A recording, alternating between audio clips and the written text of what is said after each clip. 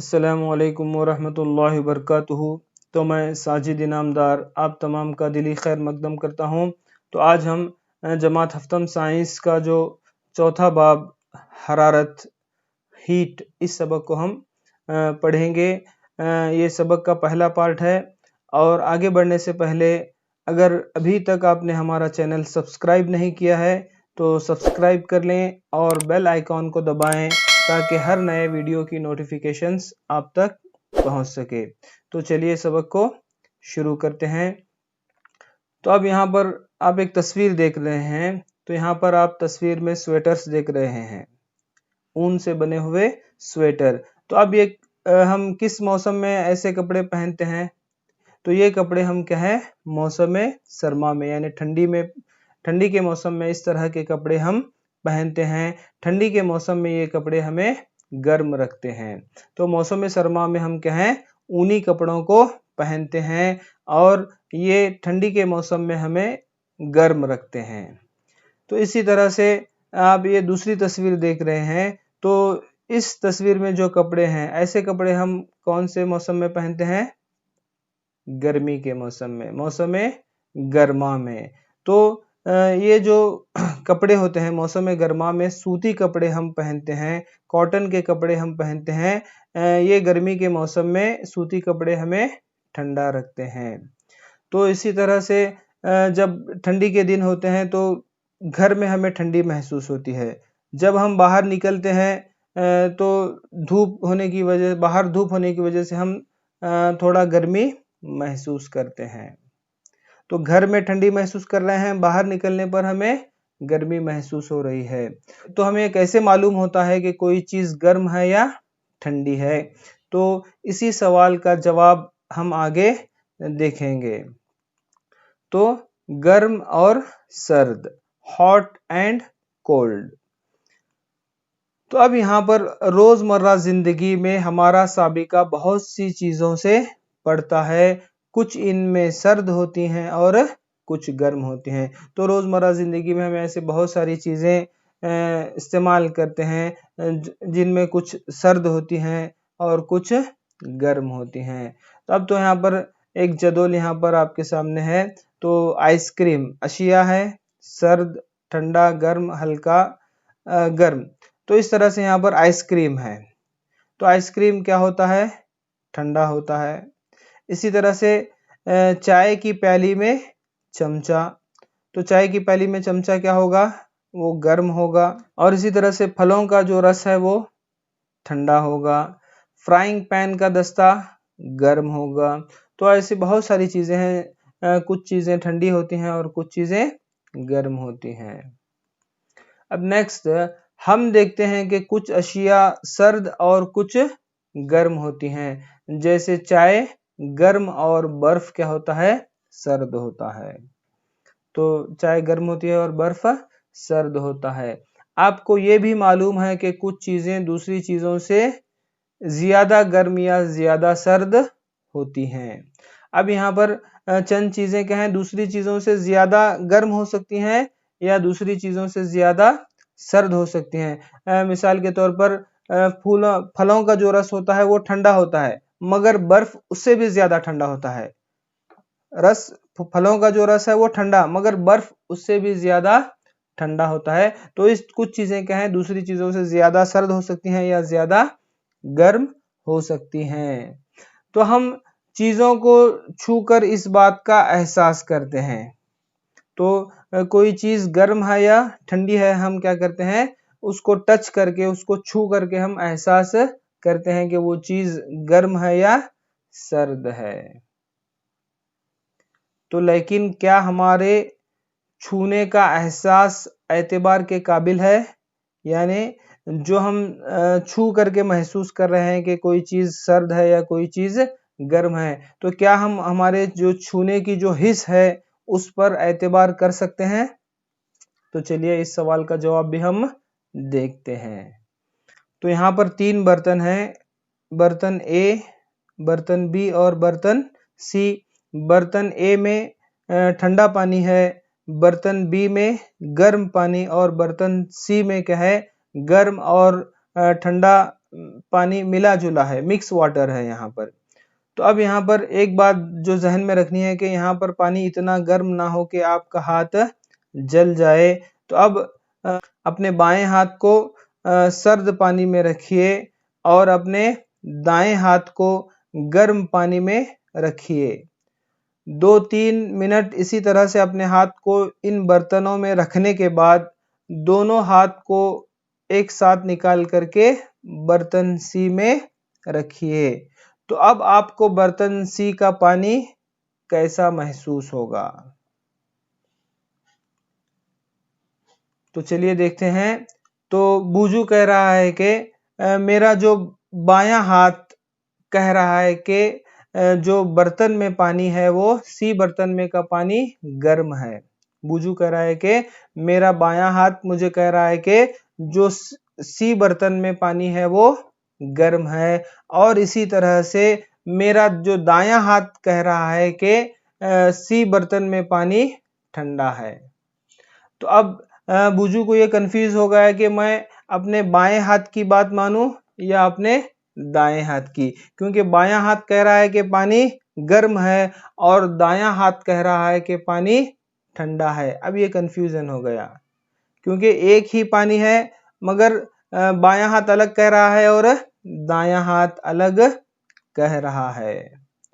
तो बूजू की उस उलझन से हमको ये मालूम हो गया कि हमेशा हम अपने छूने की हिस्स पर भरोसा नहीं कर सकते और ये फैसला नहीं कर सकते कि कोई चीज ठंडी है या गर्म।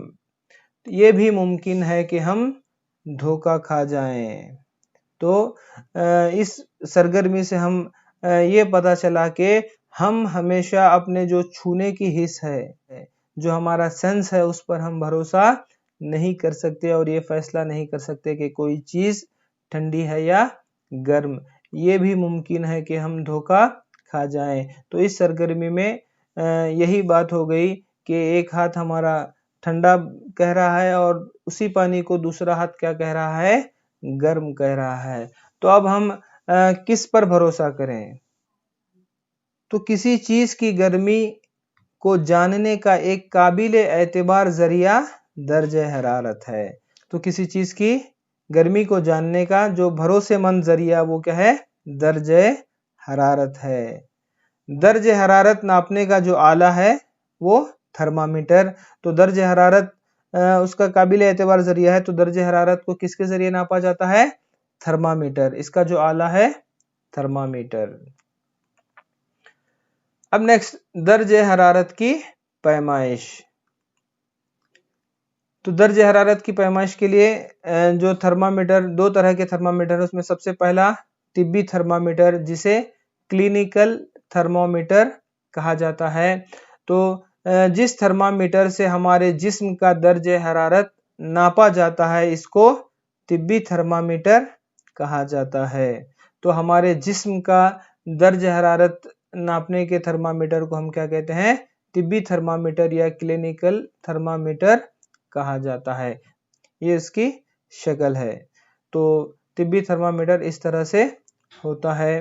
तिब्बी थर्मामीटर में एक लंबी, तंग और यकसा कांच की ट्यूब है। तो ये यकसा कांच की ट्यूब होती है। इसके एक सिरे पर बल्ब होता है। इसको क्या कहते हैं? इसके एक किनारे पर क्या होता है? बल्ब होता है, और बल्ब में क्या है? पारा होता है। आप देख रहे हैं कि यहाँ पर बल्ब है और बल्ब में क्या है? पारा है। अब इसी तरह से बल्ब के बाहर पारे का एक छोटा सा धागा देखा जा सकता है। बल्ब के सामने क्या है? पारे का एक छोटा सा धागा आप यहाँ पर बल्ब के सामने पारे का एक छोटा सा धागा हम देख सकते हैं। थर्मामीटर पर एक स्केल पैमाना भी नजर आएगा। तो अब यहाँ पर आप स्केल पैमाने भी देख रहे हैं। यहाँ पर थर्मामीटर पर दो तरह के पैमाने हैं, एक सी और एक एफ। सी यानी ये सेल्सियस पैमाना और ये एफ यानी फॉरेनहीट पैमाना। ठीक है। तो थर्मामीटर पर दो किस्म के पैमाने होते हैं। तो हम जो पैमाना इस्तेमाल करते हैं वो सेल्सियस पैमाना, जिसका इजहार क्या है? डिग्री सेल्सियस से होता है। इसका इजहार क्या है? इसको हम किस तरह से पढ़ते हैं, डिग्री सेल्सियस। एक तिब्बी थर्मामीटर में 35 डिग्री सेल्सियस से 42 डिग्री सेल्सियस के दरमियान दर्जे हरारत नापा जाता है। तो एक तिब्बी थर्मामीटर में कहाँ से 35 डिग्री सेल्सियस से लेकर के 42 डिग्री सेल्सियस के दरमियान क्या है, दर्जे हरारत को नापा जाता है। इससे कम का दर्जे हरारत भी इसके जरिए नहीं नापा जा सकता और 42 डिग्री से ज्यादा का भी दर्जे हरारत इससे नापा नहीं जा सकता। तो चलिए आगे बढ़ते हैं। तिब्बी थर्मामीटर के इस्तेमाल के वक्त एहतियाती तदाबीर। तो हम जब थर्मामीटर को इस्तेमाल करते हैं, तिब्बी थर्मामीटर को, तो उस वक्त किन एहतियात को हम बरतें, इसको हम देखेंगे। तो यहाँ पर सबसे पहले थर्मामीटर को इस्तेमाल से पहले भी और बाद में भी धो लेना चाहिए। जब हम तिब्बी थर्मामीटर को इस्तेमाल करना चाह रहे हैं तो इस्तेमाल करने से पहले भी धोना और इस्तेमाल करने के बाद भी उसे धोकर ही रखना चाहिए। और बेहतर यह है कि किसी एंटीसेप्टिक महलूल से धोया जाए। तो उसको धोने के लिए हम गर्म पानी का इस्तेमाल भी कर सकते हैं या एंटीसेप्टिक महलूल से भी उसको हम धो सकते हैं। और ये भी ध्यान में रहना चाहिए कि इस्तेमाल से पहले पारे की सतह 35 डिग्री से नीचे हो। तो जब हम तिब्बी थर्मामीटर को इस्तेमाल कर रहे हैं तो हमें ये चीज देखना चाहिए कि वहां पर जो पारे की जो सतह है वो 35 डिग्री से नीचे हो। इस बात को हम जहन में रखना है। पारे की सतह को नजरी लाइन ऑफ साइट के साथ साथ रखते हुए थर्मामीटर को पढ़िए। यानी इस तरह से हम अपने आंखों के ठीक सामने पारे की सतह को देखने के लिए थर्मामीटर को हम ठीक अपने आंखों के सामने इस तरह से उफकी तौर पर पकड़ना है। ये सही तरीका है। नेक्स्ट, थर्मामीटर को ध्यान से पकड़िए। अगर ये किसी सख्त चीज से टकरा जाए तो टूट भी सकता है। यानी इसको हम मजबूती से पकड़ना, क्योंकि ये जो थर्मामीटर होता है वो कांच से बना होता है। अगर हाथों से टूट जाए तो हाथों से गिर जाए तो टूट भी सकता है। और थर्मामीटर को देखते वक्त इसके बल्ब की तरफ से मत पकड़िए। तो आप यहाँ पर देख सकते हैं कि यहाँ पर बल्ब इधर है, बल्ब के अपोजिट साइड यानी बल्ब की मुखालिफ सिमत में हमें थर्मामीटर को पकड़ना है। बल्ब की जगह से थर्मामीटर को नहीं पकड़ना है। तो इस बात को, इन एहतियाती तदाबीर को हम इख्तियार करना है जब हम तिब्बी थर्मामीटर को इस्तेमाल करते हैं। अब थर्मामीटर देखना, रीडिंग ऑफ थर्मामीटर, यानी थर्मामीटर में दर्ज हरारत को देखने को ही क्या कहते हैं, थर्मामीटर देखना या रीडिंग ऑफ थर्मामीटर। तो ये भी हमें आना चाहिए। तो जैसा कि हमने कहा कि थर्मामीटर पर दो किस्म के पैमाने हैं, एक सेल्सियस पैमाना और दूसरा फॉरेनहीट पैमाना। तो यहाँ पर सेल्सियस पैमाने में एक दर्जे और दूसरी दर्जे यानी एक नंबर और दूसरे नंबर के दरमियान में 10 छोटे खाने होते हैं। 36 आप देख सकते हैं तस्वीर में, 36 डिग्री, उसके बाद में 37 है। तो 36 और 37 यानी 36 और 37 के दरमियान में छोटे खाने हैं। कितने हैं वो? 10 छोटे खाने हैं। तो एक छोटा खाना क्या है, 1/10 डिग्री सेल्सियस या 0.1 डिग्री सेल्सियस को जाहिर करता है। तो एक छोटा खाना 0.1 डिग्री सेल्सियस को जाहिर करता है। जबकि नीचे का जो फॉरेनहीट पैमाना है तो यहाँ पर एक नंबर और दूसरे नंबर के दरमियान में, क्योंकि यहाँ पर ये 98, यहाँ पर 99 आएगा और ये 100, यानी एक नंबर और दूसरे नंबर के दरमियान में 5 छोटे खाने होते हैं। फॉरेनहीट पैमाने में एक नंबर और दूसरे नंबर के दरमियान में 5 छोटे खाने होते हैं। तो एक छोटा खाना क्या है, 1/5 या 0.2 डिग्री सेल्सियस को जाहिर करता है।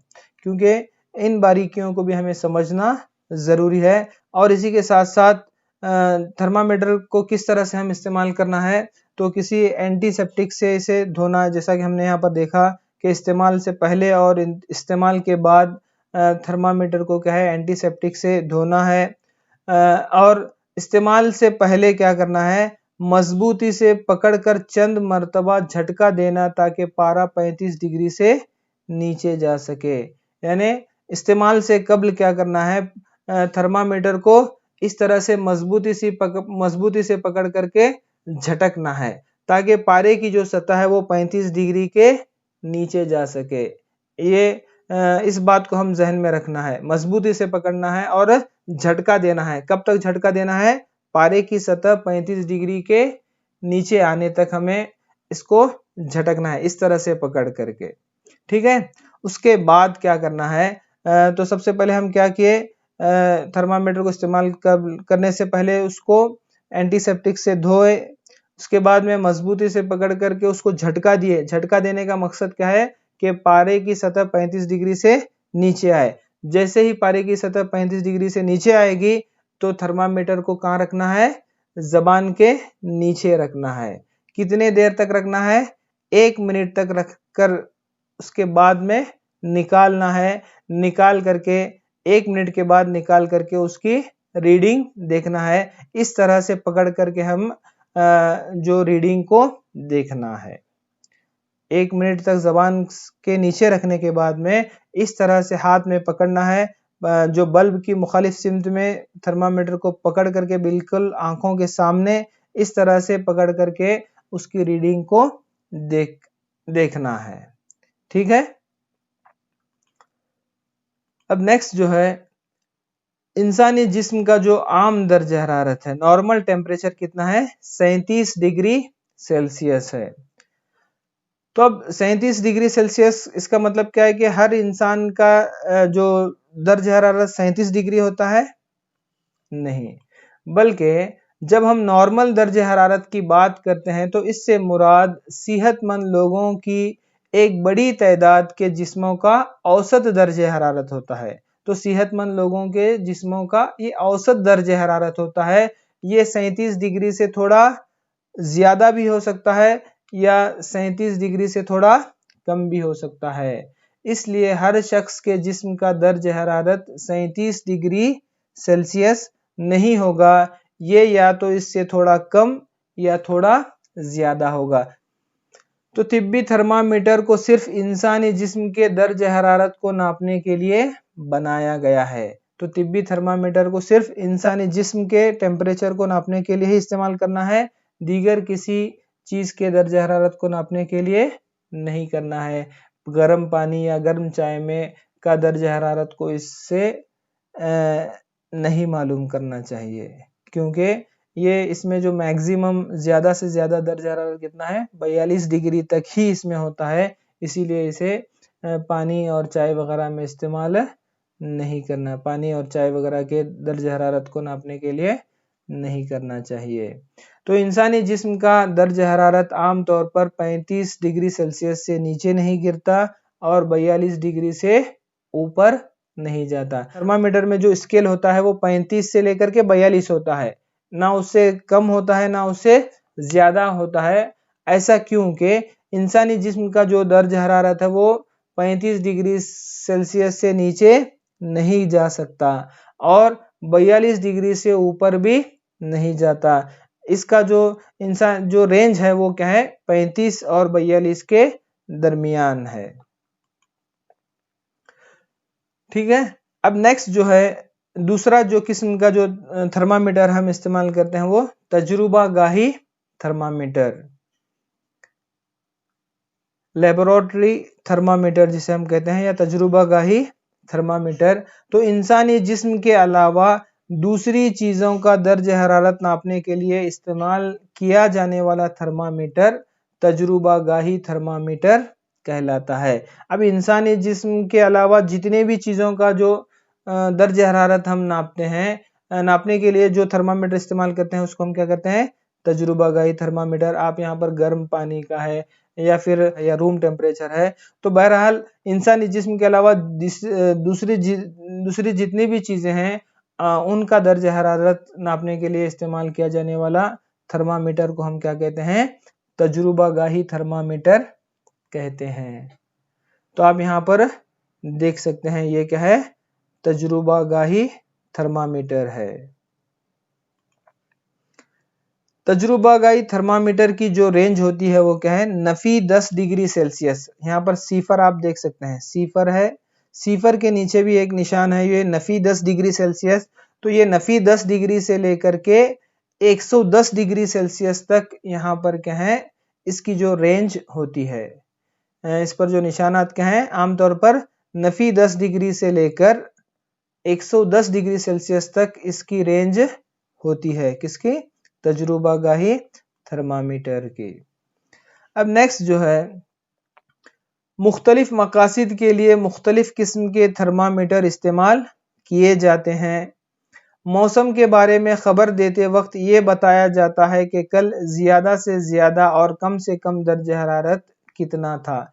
जब हम मौसम की जानकारी को देखते हैं तो वहाँ पर बताया जाता है कि आज ज़्यादा से ज़्यादा टेम्परेचर इतना है और कम से कम इतना है। तो इस तरह के दर्ज हरारत को नापने वाला जो थर्मामीटर आज़म व अकल थर्मामीटर कहा जाता है। तो जो दर्ज हरारत को ख़ास तौर पर नापने वाला जो आला है, जिसमें मैक्सिमम और मिनिमम टेम्परेचर, ज़्यादा से ज़्यादा और कम से कम टेम्परेचर नापा जाता है, तो उस थर्मामीटर को क्या कहा जाता है, थर्मामीटर को आज़म व अकल थर्मामीटर कहा जाता है। ठीक है, आगे बढ़ते हैं। अब नेक्स्ट जो है, तजुर्बागाही थर्मामीटर के इस्तेमाल के वक्त एहतियाती तदाबीर। तो एक तिब्बी थर्मामीटर की रीडिंग लेते वक्त जिस तरह से कुछ बातों की एहतियात बरतनी पड़ती है, इसी तरह तजुर्बागाही थर्मामीटर के वक्त भी कुछ उमूर को जहन में रखना ज़रूरी है। तो जिस तरह हम तिब्बी थर्मामीटर को इस्तेमाल करते वक्त चंद बातों की एहतियात वहाँ पर हम बरतना पड़ता है, इसी तरह से तजुर्बागाही थर्मामीटर को इस्तेमाल करने के दौरान भी चंद बातों को जहन में रखना है। तो सबसे पहली जो बात है, इसको बिल्कुल सीधा रखा जाए, झुका हुआ ना हो। आप तस्वीर में देख सकते हैं, इसको जब हम पानी का दर्ज हरारत नाप रहे हैं तो आप देख रहे हैं कि यहाँ पर थर्मामीटर को बिल्कुल सीधा रखा हुआ है, झुका हुआ नहीं होना चाहिए, बिल्कुल ही सीधा होना चाहिए। नेक्स्ट जो है, जिस चीज का हम दर्ज हरारत नाप रहे हैं, बल्ब इसमें हर तरफ से डूबा रहना चाहिए।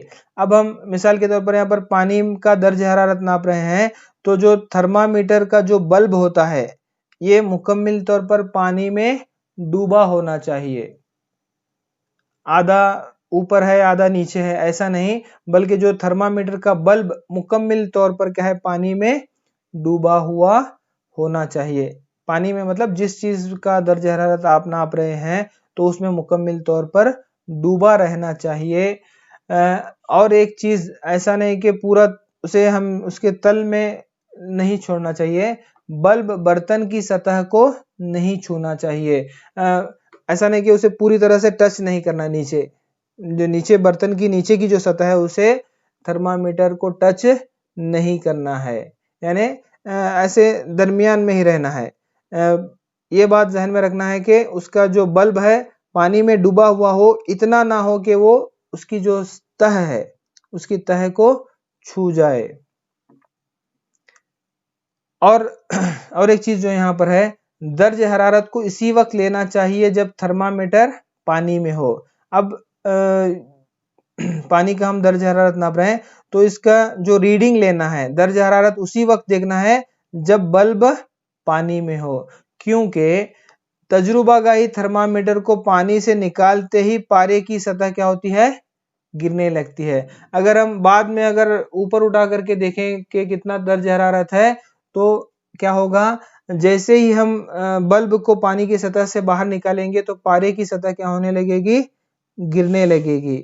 इसीलिए कब हम लेना है रीडिंग को, जब बल्ब पानी में होता है उसी वक्त हम क्या है, उसके दर्ज हरारत को नापना है। ठीक है, जब तिब्बी थर्मामीटर को मुंह से बाहर निकाल लिया जाता है तो पारे की सतह बढ़ती नहीं है, क्योंकि तिब्बी थर्मामीटर के बल्ब के पास एक बल या किंक होता है। ये बल पारे की सतह को अज खुद गिरने से रोकता है। ये बल क्या है? पारे की सतह को अज खुद गिरने से रोकता है। अभी हमने देखा कि जो तजुर्बागाही थर्मामीटर है, जैसे ही हम उसे पानी से निकालते हैं तो पारे की सतह गिरने लगती है। इसीलिए हम जब बल्ब पानी में होता है उसी वक्त हम क्या करते हैं? दर्ज हरारत को नापते हैं। जबकि तिब्बी थर्मामीटर में क्या होता है? हम जबान पर जब पारे को थर्मामीटर को रखे होते हैं तो बाहर निकाल करके उसकी रीडिंग को देखते हैं। तो यहाँ पर तिब्बी थर्मामीटर में क्या होता है? पारे की सतह खुद ब खुद नहीं गिरती, क्योंकि तिब्बी थर्मामीटर के बल्ब के पास एक बल होता है। आप देख सकते हैं ये तिब्बी थर्मामीटर है, ये उसका बल्ब है और बल्ब के सामने यहाँ पर एक बल है, एक किंक होता है। ये क्या करता है? पारे की सतह को खुद ब खुद गिरने से रोकता है, अज खुद गिरने से रोकता है। इसीलिए हम कहें जबान से निकालने के बाद हम क्या करते हैं? तिब्बी थर्मामीटर की रीडिंग देखते हैं, क्योंकि ये बल जो है पारे की सतह को अज खुद गिरने से रोकता है। अब यहाँ पर एक चीज जो हमें जहन में देखना है, थर्मामीटर में मर्क्यूरी यानी पारे के इस्तेमाल पर खासा इख्तलाफ है, क्योंकि तिब्बी थर्मामीटर में क्या है? पारे का इस्तेमाल होता है। पारा एक जहरीली शय है।